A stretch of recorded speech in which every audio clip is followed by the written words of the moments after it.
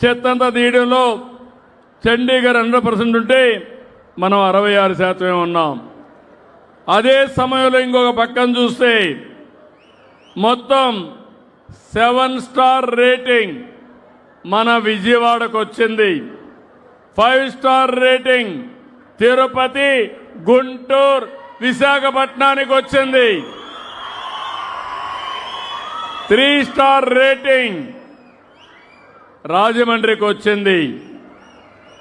ఇంకో పక్క 1 star rating 14 మున్సిపాలిటీలకు వచ్చింది. 1 స్టార్ రేటింగ్ ఉండేవాళ్ళు పైకి పోవాలి. తిరుపతి 5 స్టార్ రేటింగ్ ఉండే తిరుపతి రాబోయే సంవత్సరంలో 7 స్టార్కి వెళ్ళాలి. ఆ తర్వాత 9 స్టార్కి వెళ్ళాలి. ఎంత మనము ముందుకు ఎదగలిగితే అంత ముందుకెళ్ళి మన ఇల్లు ఎట్లయితే అద్దంలాగా పెట్టుకుంటామో మన రోడ్లు కూడా అద్దంలాగా పెట్టుకునే బాధ్యత మన అందరిది. అవునా కాదా తమ్ముళ్ళు? ఒక స్వచ్ఛ భారతే కాదు, స్వచ్ఛ ఆంధ్రప్రదేశే కాదు, స్వచ్ఛత అన్ని రంగాల్లో ఉండాలి. మీలో కూడా నాకు 2 పనులు ఉన్నాయి. ఒక పక్క రాష్ట్రాన్ని పరిశుభ్రంగా మీ భవిష్యత్తుని బంగారు భవిష్యత్ చేసే బాధ్యత నాది. అదే సమయంలో రాజకీయాలు పూర్తిగా కలుషితం అయిపోయినాయి. నేర చరిత్ర కలిగిన వాళ్ళు రాజకీయాల్లోకి వచ్చారు. మొత్తం ప్రజల ఆస్తుల్ని కబ్జా చేసే పరిస్థితికి వచ్చారు. మీ ఆరోగ్యాన్ని కూడా లెక్క పెట్టుకోకుండా మీకు కీడు చేసే నాయకులు వచ్చారు.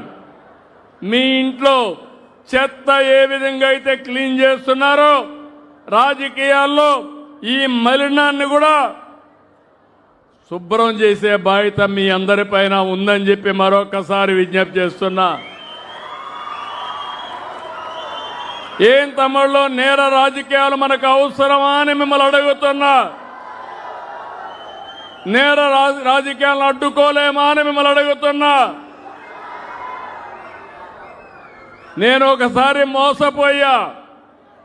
2019 ఎన్నికల ముందు ఇక్కడుండే వాళ్ళందరూ నన్ను చూశారు.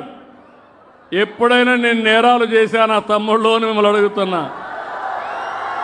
హత్యా రాజకీయాలు నా జీవితంలో ఉన్నాయని మిమ్మల్ని అడుగుతున్నా.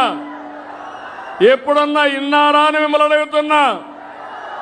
తిరుపతిలో స్టూడెంట్ ఎప్పటి నుంచి ఎవరిని చంపడం కానీ ఘోరాలు నేరాలు చేయడం కానీ చేశానా అని మిమ్మల్ని అడుగుతున్నా. కానీ మీ అందరికీ లా అండ్ ఆర్డర్ ఇవ్వాలని, మీ ఆస్తులు కాపాడాలని, మీకు భద్రత ఇవ్వాలని ఒక్కొక్కసారి కొంతమంది నా మీద హత్యా ప్రయత్నాలు చేసినా నేను భయపడలేదు. మీరందరికీ ఒక ఐడియా మీరు గుర్తుపెట్టుకోవాలి.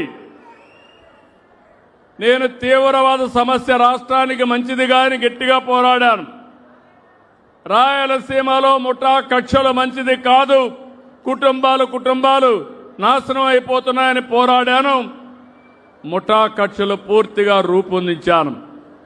మత కలహాలు మానవత్వానికి మచ్చ అనే ఉద్దేశంతో పోరాడాను. కానీ ఇక్కడే వెంకటేశ్వర స్వామి దగ్గర మీరు చూస్తే 2003 ఇప్పటికి కూడా జ్ఞాపకం ఉంది. ప్రాణదానానికి శ్రీకారం చుట్టి అలిపిరి దగ్గరికి పోతే 23 క్లెయిమోర్ మైన్స్ నా మీద బ్లాస్ట్ చేశారు. జ్ఞాపకం ఉందా తమ్ముళ్ళు అని అడుగుతున్నా. సాక్షాత్ వెంకటేశ్వర స్వామి దిగొచ్చి నాకు ప్రాణభిక్ష పెట్టాడు. ఇంకా ఈ రాష్ట్రానికి ఏదో చెయ్యాలి అనే ఉద్దేశంతో నాకు ప్రాణభిక్ష పెట్టాడు. అలాంటి వ్యక్తిని నేను ఎప్పుడు హింసా రాజకీయాలను ప్రోత్సహించరు. హింసా రాజకీయాలు చేసేవాళ్ళుంటే వాళ్ళ గుండెల్లో నిద్రపోతానని మరొకసారి మీ అందరికీ విజ్ఞప్తి చేస్తున్నా.